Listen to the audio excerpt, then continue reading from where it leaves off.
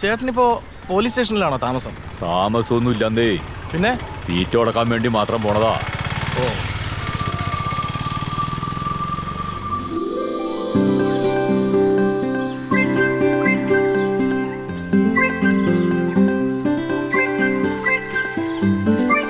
മൂന്ന് മണിക്കല്ലേ എടുക്കുന്നേ?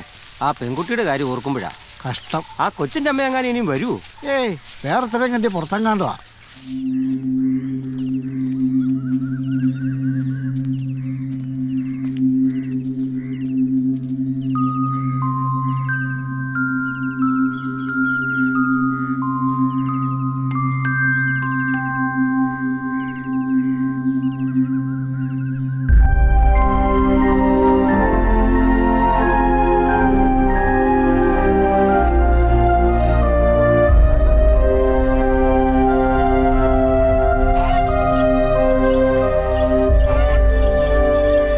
മകൻ്റേത് കല്യാണം വരെ മാത്രമുള്ളൊരു പ്രേമബന്ധമായിരുന്നു. കല്യാണം കഴിഞ്ഞപ്പോൾ പ്രേമമൊക്കെ പോയി. അവനെ ഇഷ്ടപ്പെട്ട പോലെ അവൻ്റെ ചുറ്റുപാടുകളോട് പൊരുത്തപ്പെടാൻ ആ പെൺകുട്ടിക്ക് കഴിഞ്ഞില്ല. വീട്ടിൽ അറ്റാച്ച്ഡ് ബാത്റൂമില്ല, മൊബൈലിന് റേഞ്ചില്ല. അങ്ങനെ ചെറിയ ചെറിയ പ്രശ്നങ്ങളൊക്കെ വലുതായി. പിന്നെ ഒരു കുഞ്ഞുകൂടി ആയപ്പോൾ സൗകര്യങ്ങളൊക്കെ മതിയാവാതായി. അങ്ങനാണെങ്കിൽ ലതാ, തനിക്ക് ഭാര്യ മക്കളൊന്നുമില്ലേ? ഇല്ലെന്നേ. ഒരു കണക്കിന് നന്നായി. സ്വന്തം ആഗ്രഹങ്ങൾക്ക് വേണ്ടി ജീവിച്ചാൽ മതിയല്ലോ. വീട് നന്നാക്കാൻ കുറെ പൈസ വേണമായിരുന്നു. ജയ്പൂരിൽ ഒരു കെമിക്കൽ കമ്പനിയിൽ ജോലി കിട്ടിയപ്പോൾ അവൻ അങ്ങോട്ട് പോയി. അവിടുത്തെ ഏതോ എക്സിബിഷനിൽ എടുത്ത ഫോട്ടോ ആണ്.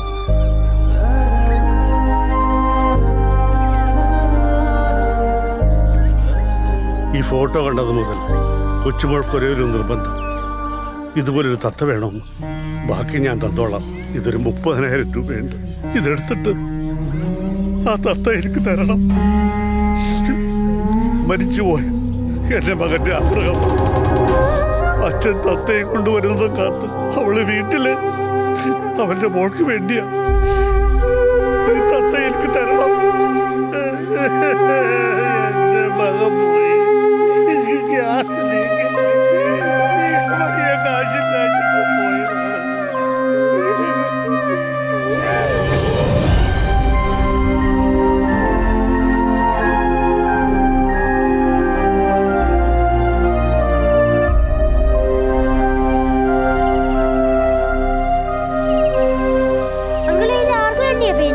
മോന്റെ ചേച്ചിക്ക് കുറെ സമ്മാനങ്ങളൊക്കെ കിട്ടൂലേ, അതേപോലെ ഒരാൾക്ക് കൊടുക്കാനുള്ള സമ്മാനമായി കൂട്.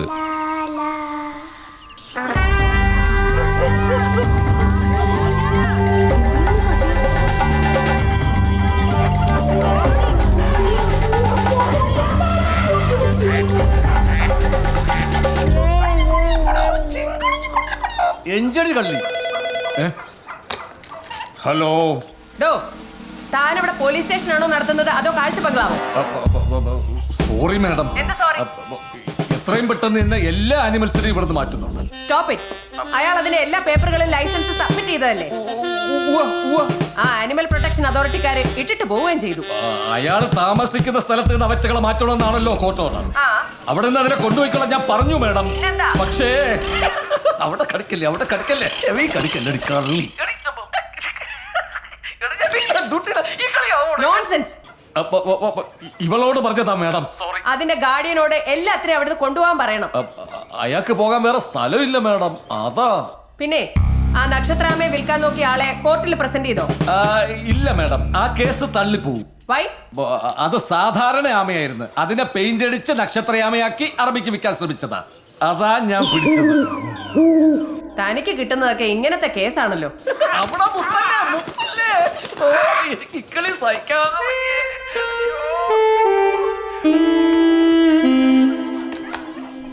ഗാഥേ ഗോതമ്പ് തീർന്ന ഉണ്ട് സാറേ. അയാളുടെ കയ്യിൽ ഇനിയും കുറെ ജീവികൾ ഉണ്ടെന്നാ കേട്ടത്.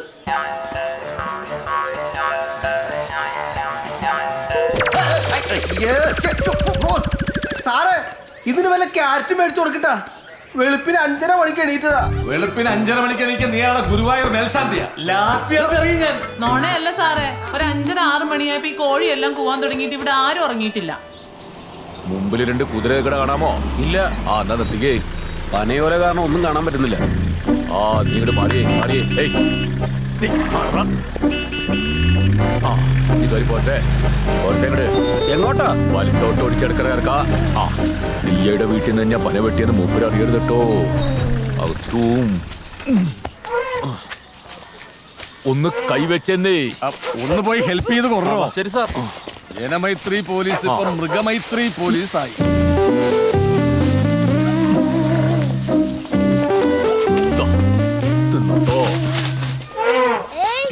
ചേട്ടാ ആ ഒരാനവാള് തരാവോ? എന്തിനാ? പേടി മാറാനാ. ആ നോക്കട്ടെ. ഏയ് വേണ്ട വേണ്ട വേണ്ട. അല്ലെങ്കിൽ തന്നെ ഇപ്പൊ ആർക്കും പോലീസിനെ പേടിയില്ലാണ്ടിരിക്കുക. അല്ല എന്താ തന്റെ പ്ലാൻ? എവിടെയെങ്കിലും പറ്റിയൊരു സ്ഥലം കണ്ടുപിടിക്കണം. അതിപ്പോ കുറെ എണ്ണത്തിന് ഒഴിവാക്കിക്കൂടെ? അറക്കാൻ പോത്തിനെ മേടിക്കണ പോലെ അല്ലല്ലോ, വളർത്താനല്ലേ. അതിനൊക്കെ താല്പര്യമുള്ള ഒരു വന്നം. പറത്തി വിട്ടാലും ജീവിക്കൂലല്ലേ? എവിടെ? എനിക്കിതല്ലാതെ വേറെ വല്ല ബിസിനസ് ഉണ്ടോ? അങ്ങനെ കാര്യമായിട്ടൊന്നുമില്ല. എന്തിനാ? ലക്ഷങ്ങൾ വിലയുള്ള ജീവികളല്ലേ കയ്യിലുള്ളത് അല്ലേ? യേശുവാസിനൊരു പാട്ട് പാടണമെങ്കിൽ എത്ര രൂപ കൊടുക്കണം? അറിയില്ല. എന്നാലും ചുമ്മാ പറയാന്നേ. അതിപ്പോ ദാസേട്ടനല്ലേ, എത്ര ലക്ഷം കൊടുത്താലും നഷ്ടമില്ലല്ലോ. അങ്ങനെയാണെങ്കിൽ ഈ പാട്ട് തന്നെ യേശുവാസ് വീട്ടിലിരുന്ന് ചുമ്മാ പാടിയ പൈസ കിട്ടുവോ? അതില്ല. ഇതും അതുപോലെ ആവശ്യക്കാര ആഗ്രഹത്തോടു കൂടി വരണം. അല്ലെങ്കിൽ ഇതൊക്കെ കയ്യിലിരുന്ന വരവല്ല, ചെലവാ. യേശുവാസിന്റെ കാര്യം ഓർത്ത് താമസിപ്പിക്കണ്ടോ? KG മാർക്കോസ് ഇല്ലേ, എന്റെ സുഹൃത്ത്. വെള്ളയിട്ട് നടക്കുന്നവർ ഏറ്റവും കൂടുതൽ ശ്രദ്ധിക്കേണ്ട ഒന്നുണ്ട്: പ്രതിച്ഛായ. ഗീവർഗീസ് വെറും ഒരു പയ്യനല്ല, പുണ്യാളനാ, പുണ്യാളൻ. എന്റെ നിരപരാധിത്വം തെളിയിച്ച ഗീവർഗീസ് പുണ്യാളൻ.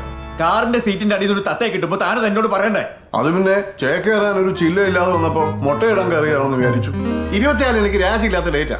ആ വീഡിയോ ഇല്ലായിരുന്നെങ്കിൽ ഈ കേസ് ഇവന്റെ തലയെ കെട്ടിവെച്ച് രക്ഷപ്പെടാമായിരുന്നു. ഒരു 200 കോടി അഴിമതി കാണിക്കേ, എന്നിട്ട് അതെന്റെ തല കെട്ടിയൊക്കെ അതിനൊരു അന്തസ്സുണ്ട്. ഇതേമാതിരി തത്ത കെട്ടാന് അയ്യേ. എന്താണ് ഒന്നും മിണ്ടാത്തത്? അവനിപ്പോ ഇവിടെ നിന്ന് താമസിക്കാനാ നമ്മുടെ വീട്ടിൽ സ്ഥലം കൊടുക്കണമെന്നു. ഇവിടെയോ? അയാളോട് കുറച്ച് കാശ് കൊടുക്കാമെന്ന് പറ. കാശും ഭീഷണിയൊക്കെ നമ്മളെ പോലുള്ള മനുഷ്യർക്കല്ലേ? 24 മണിക്കൂർ മൃഗങ്ങളിലൂടെ ജീവിക്കുന്ന അയാൾക്കെന്താ അവറ്റകളെ കൊണ്ട് താമസിക്കാൻ ഒരു സ്ഥലം വേണം. അതിനായി വീട് ചോദിക്കുന്നത്. നീർക്കോലി കടിച്ചാലും അത്താഴം മുടങ്ങും. അതിന് അയാളുടെ കയ്യിൽ നീർക്കോലില്ലല്ലോ. എന്നെ കൊണ്ടൊന്നും. അതെ, തൽക്കാലം ഈ പ്രശ്നത്തിൽ നിന്ന് ഊരണം. എടാ, നീ വിചാരിച്ചയൊക്കെ വാടകയ്ക്ക് ഒരു വീടെടുത്ത് കൊടുത്തുകൂടെ? അതൊന്നും വിചാരിക്കുന്ന അത്ര എളുപ്പമല്ല. അത് അയാൾക്ക് നന്നായിട്ട് അറിയുകയും ചെയ്യാം. നമ്മുടെ വീട് കൊടുത്താലോ? ഉദയേട്ടൻ അവിടെ താമസിക്കുന്നതിന് തന്നെ 100 കൂട്ടം പരാതിയാ. ഇവൾക്കിട്ട് ഞാനും. നീ എന്തിനാ അവളെ മാത്രം കുറ്റം പറയുന്നത്? എബ്രഹാമിന്റെ വാക്കും കേട്ട് അയാളെ പെരുവഴിയിലാക്കാൻ നീയും കൂട്ടുന്നതല്ലേ? നാട്ടുകാരൊരു ആവശ്യം പറയുമ്പോൾ ഞാൻ പിന്നെ ഈ നാട്ടുകാരെ തന്നെയല്ലേ അന്ന് ആനയ്ക്ക് മതവിളകയപ്പോ നിന്നെ കുറ്റം പറഞ്ഞോണ്ട് ഓടിയത്? അന്ന് അയാളില്ലാതെ കാണാമായിരുന്നു. എന്ത് കാണാനാ? മയക്കുവെടി കൊണ്ട ഗൗതമൻ ഇതുവരെ ബോധം തെളിഞ്ഞിട്ടില്ല. എന്നാ ബോധമുള്ള നിങ്ങൾ കേക്ക്. ഇലക്ഷൻ ഇവനെ തോൽപ്പിക്കാൻ പറ്റിയ ഒരു ഉഗ്രം പണി അയാളുടെ കയ്യിലുണ്ട്. അതുകൊണ്ട് അയാളെ പിണക്കരുത്. 14 വർഷം MLA ആയിരുന്ന ഒരാളിന്റെ ഭാര്യ എന്നുള്ള നിലയിൽ ഞാനൊരു ഐഡിയ പറയാം. ഇനിയിപ്പോ 1 or 2 പട്ടിയോ പൂച്ചയോ ഒക്കെ ഇവിടെ കൊണ്ട് താമസിപ്പിച്ചാലും ഒരു കുഴപ്പമില്ല. ഇലക്ഷനും കാണും തോറ്റിട്ട് കയറി വന്നാൽ പൊളിറ്റിക്സ് അറിയാത്ത മണ്ടൻ.